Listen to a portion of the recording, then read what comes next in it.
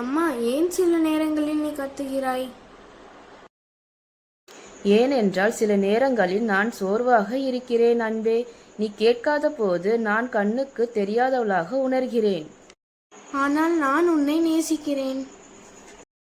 நான் உன்னை அதிகமாக நேசிக்கிறேன். ஆனால் நான் ஒரு மனுஷி. நான் ஒவ்வொன்றும் பலமுறை கூறுவதாக உள்ளது. ஒவ்வொரு நாளும் ஒரு அம்மாவாக இருப்பது கடினம். நான் உன் பேச்சை கேட்காததால் நீ சோகமாக இருக்கிறாயா? ஆம், ஏனென்றால் நான் உனக்காக எல்லாவற்றையும் தருகிறேன். சில நேரங்களில் நான் என் குரலை உயர்த்தாமல் நீ புரிந்து கொள்ள வேண்டும் என்று நான் விரும்புகிறேன். அது உனக்கு எதிரானது அல்ல. அது சத்தம், மன அழுத்தம், அவசரம் ஆகியவற்றிற்கு எதிரானது. மன்னிக்கவும் அம்மா.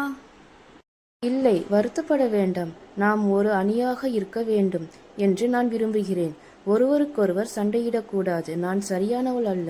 நான் தவறு செய்கிறேன். ஆனால் ஒவ்வொரு நாளும் நான் உன்னை இன்னும் கொஞ்சம் அதிகமாக நேசிக்க விரும்புகிறேன். நானும் அம்மா. இனி நாம் இருவரும் ஒரு அணி. எப்போதும் என் அன்பே. தாய்மார்களும் மனிதர்கள். அவர்கள் சோர்வடைகிறார்கள், தவறு செய்கிறார்கள். ஆனால் அவர்களின் அன்பு ஒருபோதும் மாறாது.